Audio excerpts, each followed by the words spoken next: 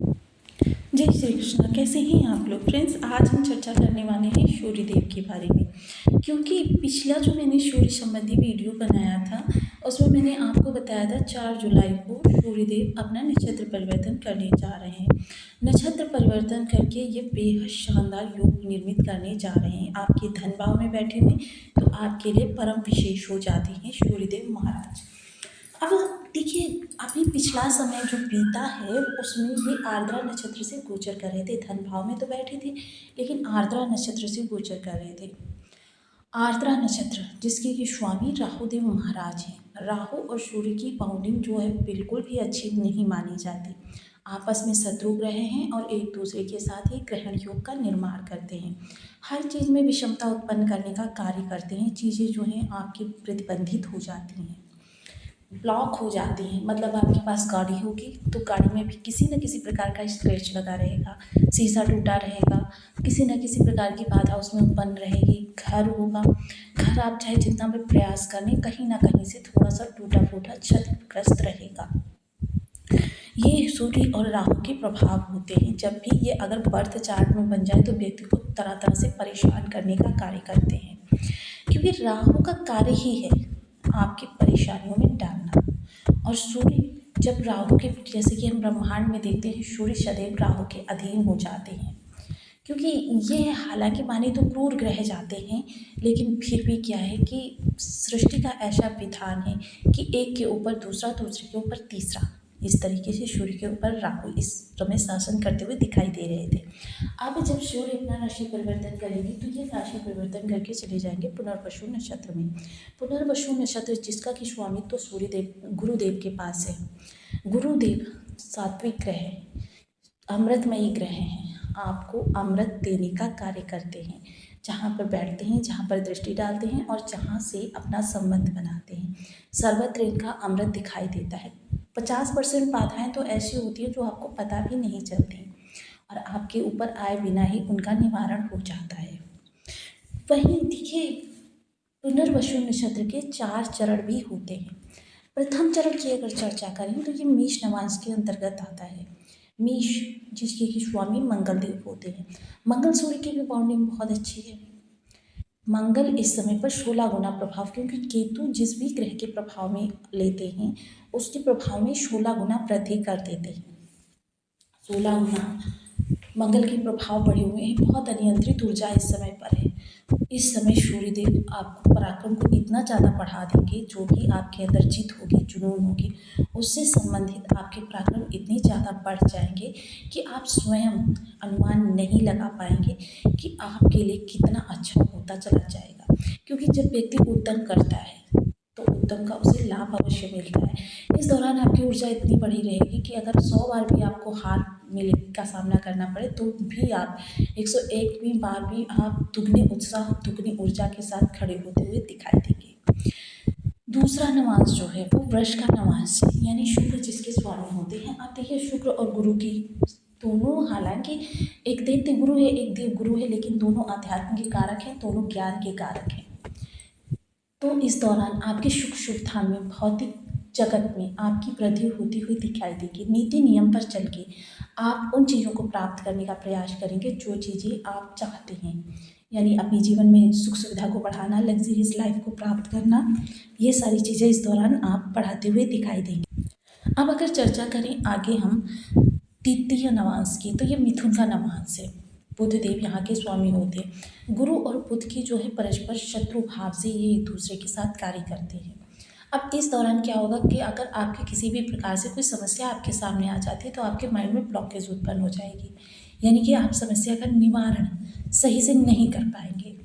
परिवार का कोई भी सदस्य जो भी आपकी जिम्मेदारी में है, उनमें से किसी के या फिर आपके स्वास्थ्य में कमी आ सकती है।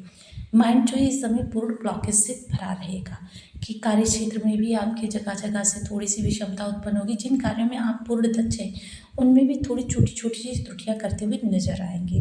अब चतुर्थ नवांश की चर्चा करें तो चतुर्थ नवांश स्वामी जो है वो हैं कर्क चंद्रदेव महाराज। गुरु और चंद्र की बाउंडिंग जो है वो आपस में परस्पर बहुत अच्छी है। गज केसरी राजयोग का निर्माण करते हैं। गज केसरी राजयोग चाहे आपका घर हो या बाहर, आपका दाम्पत्य हो या आपका पारिवारिक जीवन, आपके बच्चे हों या फिर आपके भाई बंधु, सबके लिए बहुत उत्तम होता है। गज केसरी राजयोग संपूर्ण है अपने आप में।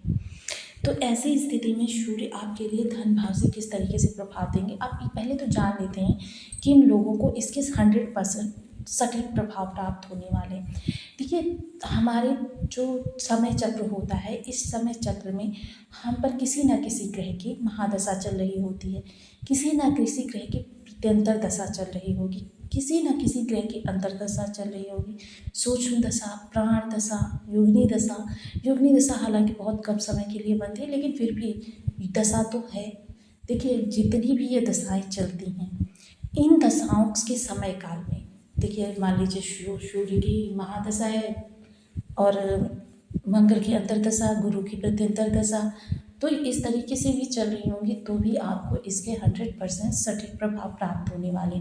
जिनके एक चल रही होगी तो उनके लिए देखिए 50% प्रभाव प्राप्त होते हुए दिखाई दे।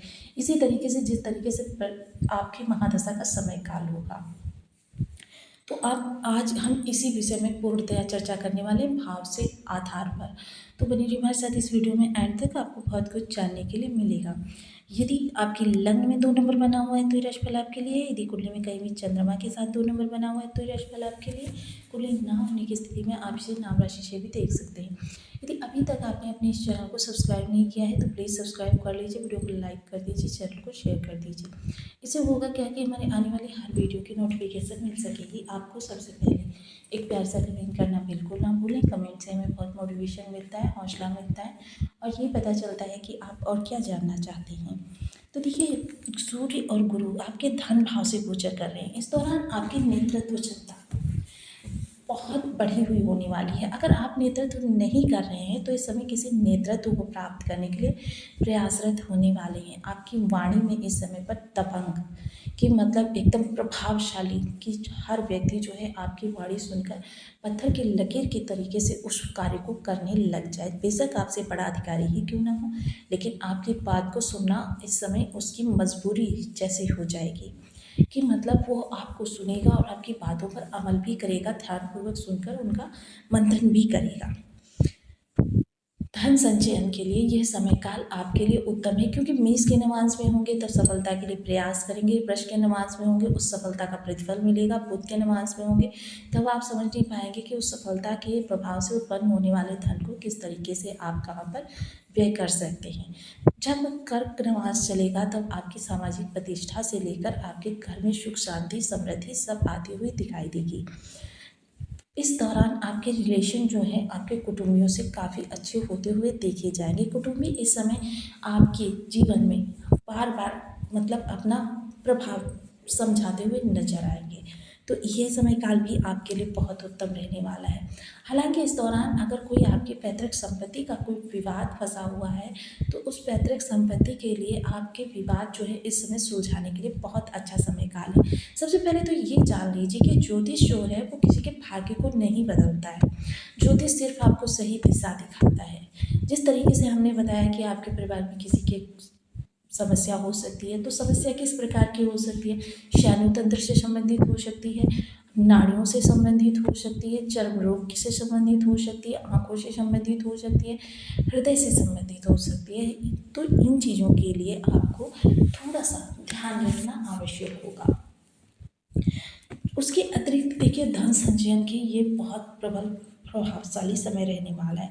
वहीं इस दौरान अगर हम इनकी सप्तम दृष्टि की बात करें तो अचानक धन के योग बनते हुए दिखाई देंगे। अचानक आपको लाभ कहीं से हो सकता है, अचानक आपको कोई अपॉर्चुनिटी प्राप्त हो सकती है, अचानक आपके जीवन में किसी मित्र का आगमन हो सकता है जिसके प्रभाव से आपके धन में वृद्धि होने लग जाए। तो ये समय काल आपके लिए बहुत ही उत्तम रहने वाला है।